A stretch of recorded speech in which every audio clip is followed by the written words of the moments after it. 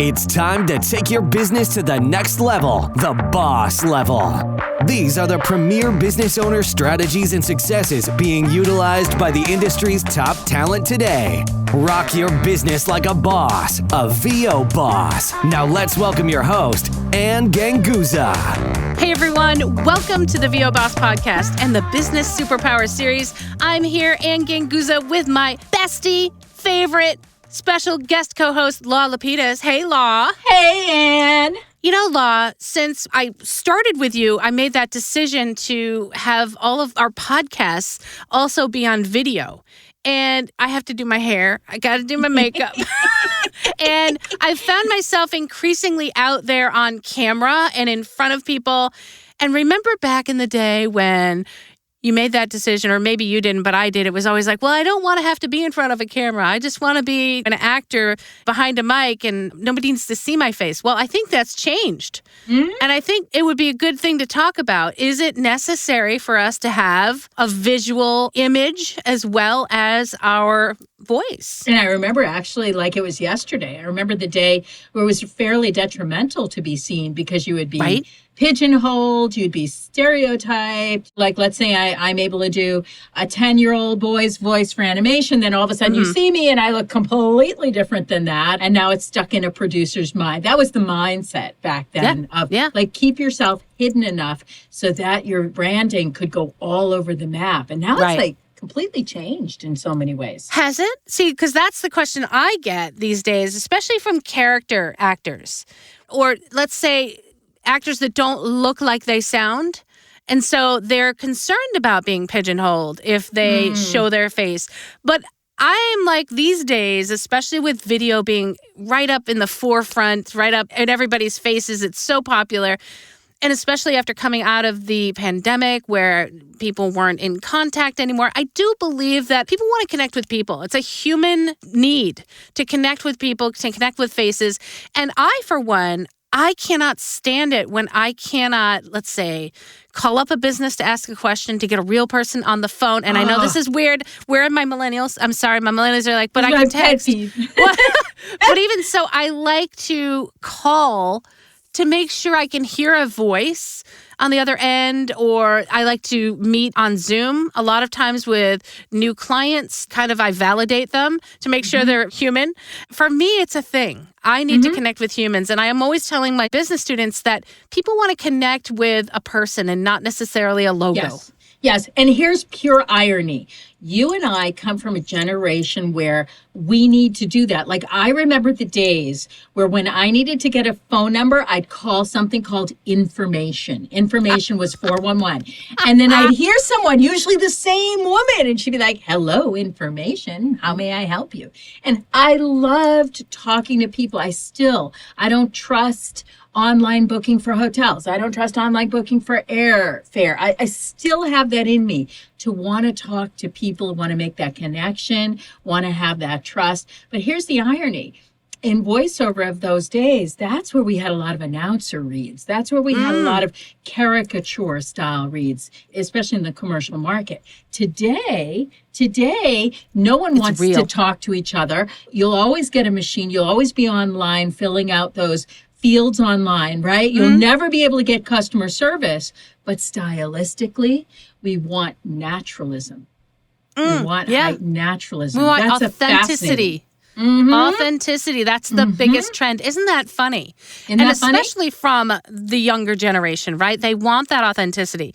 So I believe that a visual image, an in-person or an on-camera or that kind of a thing really helps to bring the authenticity to the business. It does. Like, I want to see you. I want to see that you're a real person. You're not a bot. You're not an avatar. You're not a cartoon drawing. That's okay. Like, I love seeing those, but that doesn't take the place of the person. I still want to see the person. If I'm going to work with you, hire you, cast you, whatever, I still want to see that you're a person and get a sense of that. And you know what's so interesting? It's gotten to the point where I am putting myself out there so much visually that I have a brand. And you know what my brand consists of? Headphones that might be red or blue or purple, or I just got a really beautiful pair of navy blue. And I got a pair of blue glasses. And I just ordered, you know what I just ordered? A pair of red glasses. And I also ordered a windsock that is red. So maybe when I'm going to be in the boss booth recording an episode, I might have a red headphone with red lipstick, with red glasses, with a red... But it becomes a visual part of my brand, and it becomes something that people recognize for me, and it becomes consistent. I believe that consistency brands recognition and brands something being more memorable. And I think that in addition to your voice being memorable, connecting that with a human, authentic being on the other side, and also adding some visual branding can really help to make you a memorable brand. Yes, and anyone who has been an actor, either on TV, done film, done theater, knows the power of wardrobe, the power of makeup, the power of a mask.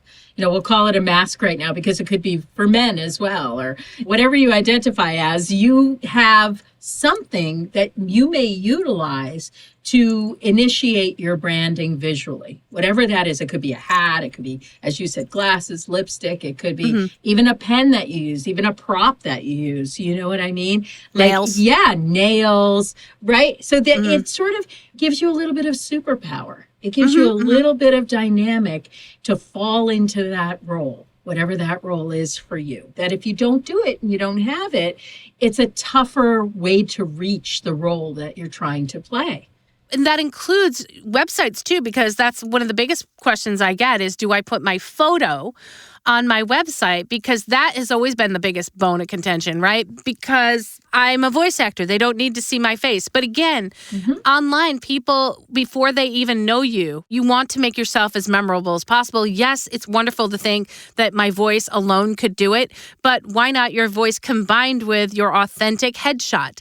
And I'm going to say, even if you don't sound how you look, I can say there's value in having on your About page a photo of yourself. I don't think that that is going to misrepresent you at all. And especially if we're talking about authenticity, right? Who is it behind the voice?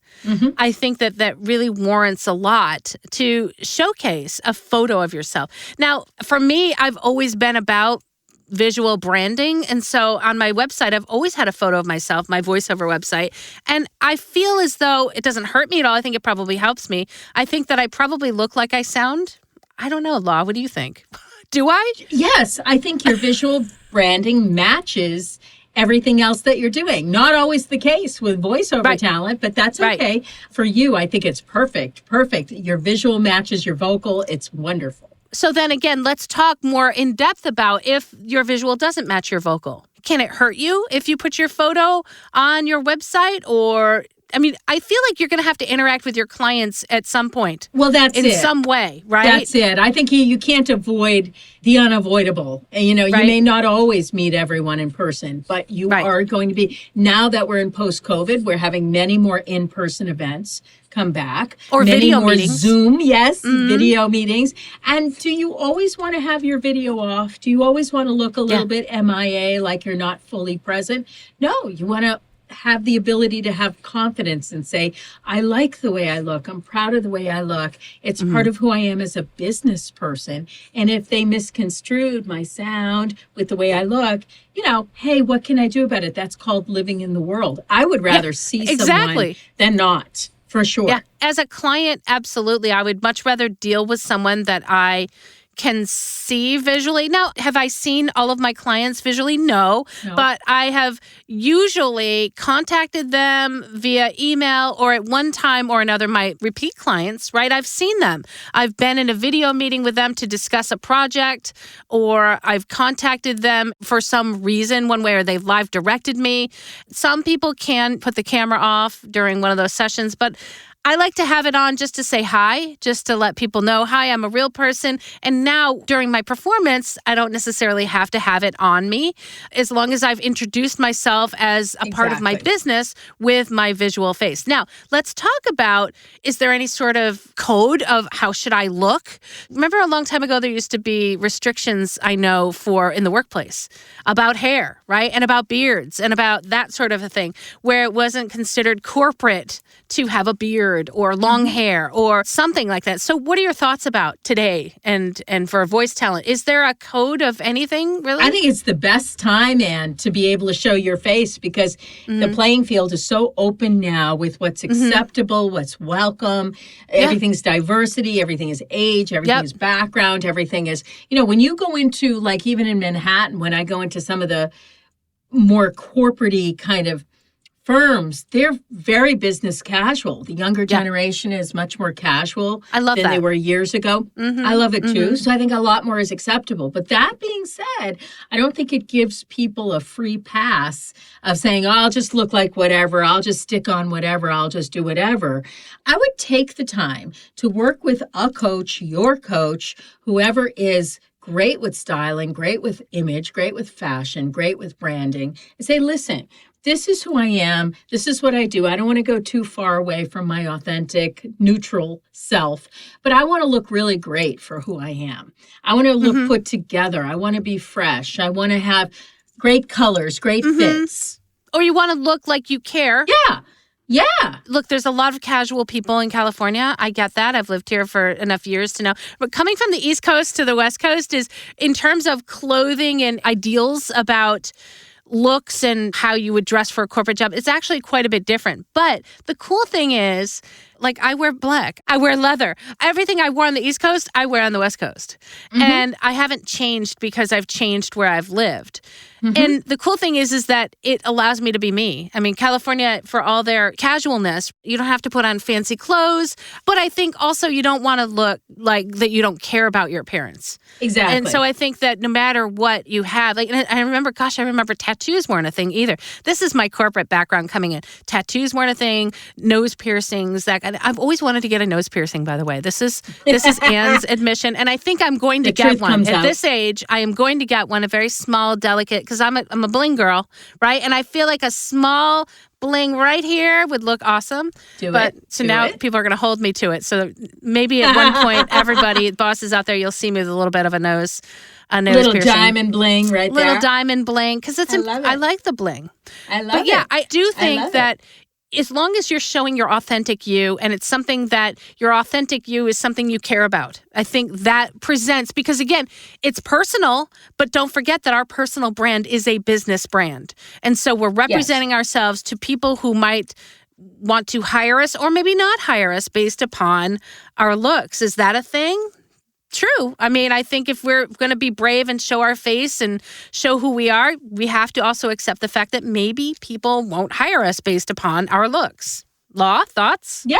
If you're meeting people too, which you and I are meeting people all the time, whether we're on Zoom or we're in person, we're meeting people. How do we come across? How do we look them in the eye? Do we smile? Do all this stuff? So I don't want it to seem like you have to put on armor to meet people, but you want to enhance your natural beauty, your natural essence, your natural energy. It's sort of like the rule of thumb for a really great actor headshot is, I don't want it to be glamorous. I don't want it to be overdone. I want it to be super natural and look like you on a really great day. Yeah. So that's sort of the rule of thumb. And ask yourself this question. Look at all the businesses out there that now have the owners or the people working in the business show their visual faces. Real estate agents, they all have their faces on cards, right? We have a lot of branding and advertising for everything from furniture to cars to on and on it goes, of people who own the dealership, people who run the furniture stores. And you're thinking, well, why are they on there? Why don't they have, beautiful looking talent on there that are gorgeous? No, because people want to see real people. They want to see who they're creating relationship with to buy these products. But they just want to make sure that they look good on a good day. They don't want to roll out of bed, you know? Do you remember Don LaFontaine? For many years, we heard his voice. And then he started doing the commercials where he was in person. Yes. I love that. And also, because you're on the East Coast, please let me know. Men's Warehouse. Do you remember his voice? Oh my gosh, for years. The guy who owned Men's Warehouse had the most beautiful voice. And I thought, wow, he should be doing more voiceover instead of his commercials. And then they showed him on the commercial. And so he brought his visual brand and I loved it. I absolutely loved finding out who the person was behind the voice. And now they all do it. Now they all do it. And sometimes you're looking and you're going, I'd rather they stayed behind the camera. Like, they have these deep, Boston accents. And, come on in and buy a sofa. Whatever. But the point is, that's what the largest demographic in the commercial market really wants. They want approachable, natural, authentic, real, authentic. And, just like being an announcer has gone off trend, right? And whenever we get behind that mic, we feel like we have to put on that voice. Here is my voiceover voice. Hello, I'm Anne, and this is my voiceover voice. Like, that's a put on kind of people want more authentic. Now, character, we're talking something completely different, right? Because you become that character, but you're becoming an authentic character, right? So just as we don't necessarily like inauthentic sounding or inauthentic in social media where everything's always perfect, we like the authentic person, and that visual brand helps to bring out that authenticity. And I think that is something that can truly help elevate your business, as scared as you are. And for all of the people out there who have gotten into voiceover because, I got into voiceover so they didn't have to see my face.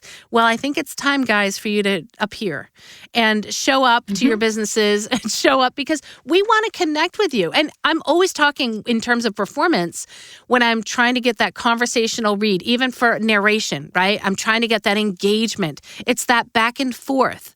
That visual can help you. I'm always talking about, I want that authenticity. I want that engagement. Your visual brand can help you. And that visual brand is in person when you meet people. Your website, it can be a great indicator for your visual brand as well, even if it's just a picture of you on the About page.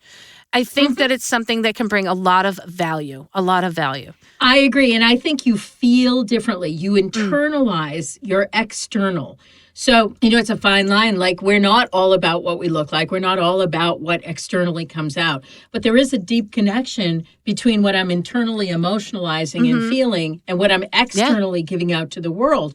And so I think we can learn a lot from actors who are going for visual roles, that they don't dress in costume, and they shouldn't dress in costume for an audition, but they should give a flavor, give a hint of the character in how they're going to present themselves when they walk in the room. And it's always bringing themselves to the character, right? That really is the winning. If you're gonna it's the winning, right? Your twist, your unique, authentic twist to the story, no matter what, whether you're performing behind the mic, performing in front of the camera, your online storefront, whatever that is, it's helping you to bring that organic, authentic part of you to the role. And even, as you say, character acting. If you're going to do a corporate narration gig, don't come in wearing your old T-shirt and shorts and flip-flops, because there's going to be a little bit of a psychological jump for you to do to that particular job. Come into your booth, in your home. You're coming into it as an employee, right? In reality, if they've hired you to be the voice of their brand, you are now an employee of that company. So now dress visually, and I think emote as if you were a part of their brand, which you are. If they've hired you and they're going to pay you, you are now an employee, quote unquote, of that company. So there's a culture. So there's always this culture to every gig, every client, every happening that shifts and changes. It really doesn't and shouldn't stay the same. To have the mindset of like, well, they'll just accept me the way I am. Okay, sometimes they do, but sometimes they don't. Sometimes they want to have a visual mirror as to who they are, how they're coming in, how they feel about the work. Same with your clients that are your coaching clients or demo clients, whatever. They want to feel comfortable that you understand where they're coming from. And sometimes that's visual cues. It's very interesting because I coach without visual. I do not coach through Zoom. I coach through IPDTL. Yay, love IP. Why do I coach through IPDTL? Because it's a high quality audio connection and I need to hear those nuances, especially when I'm doing long format coaching for narration, medical. Nuance is everything. Actually, nuance is everything for every part of voiceover, I think. But that's me. And so I need to be able to hear really well. I need to be able to hear that coming through. And it's interesting because I'll coach a student 10, 20 sessions, and then I'll talk to them over Zoom when I reveal their demo. I always do a Zoom reveal so I can finally meet them. And most of the time, I'm not necessarily surprised at how they look because they have a presence on social media or they look like they sound. But sometimes I am completely surprised and pleasantly so. I've never been unpleasantly surprised. But absolutely, when I've seen someone, I'm like, wow, I had no idea. And so I think a lot of times when I'm coaching for voiceover, right, that is primary, is voiceover, is your voice and hearing the nuances in your voice. But I always want to hear your authentic self come through in the voice, but always, especially when you're representing a company, you are the employee of that company, but I need your unique, authentic self to come through. And a lot of times that authentic self is your personality, right? A lot of times your voiceover, I think, is made better by your personality, your unique personality that you bring to it. Because I'm here to help you. I'm here to serve you. I'm here to tell you about this great product that it's always positive. I don't think we're ever, unless we're doing character work, right? I don't think we're ever emoting things that are negative, right? Typically, we're not hired for negative sounding voiceovers or angry voiceovers, again, unless we're a character. It's mostly a positive, comes from the heart, from a helpful situation. What are your thoughts on that, Law? Oh, I agree. And I mean, when you consider how many people out there that are visual learners, they literally take in information, process information, and create quick output based on what they're taking in visually. Like, I have to give them something to work with if I have the ability to. If they don't see me, they see nothing visual that I do, well, okay. But oftentimes they will. They'll go to my website. They'll go to your socials. They'll go to something that has you on it, whatever that is. And they'll say, quickly, do I feel comfortable with this person? Happens in like 2 seconds. Excellent point, and I'm glad you brought that up because whether people decide to put their picture on their website, which is the biggest question I get, or not, right? There's social media. Somewhere out there, there's going to be a photo of you that someone might discover. And maybe that's not the photo that you want them to discover first. Maybe it could be a photo from years ago when you weren't in voiceover. Or maybe you were being crazy and, having fun at a party. Maybe that's not the first photo that you want your potential client to see. So I figure if you're going to put out a photo, put out that photo that is authentic you now. And not you maybe 20 years ago when you weren't doing voiceover. And that's what a lot of my argument is. They're like, yeah, but they're not hiring me for my face. And I'm like, true, but they want to connect with a human being. And by the way, if they really wanted to, they probably could find a picture of you somewhere out there on the internet. Yeah. And it's really interesting too. Like this is on topic, off topic. It's like when we were at the conference out in LA, you and I were at that conference out in LA, which we had a fab time.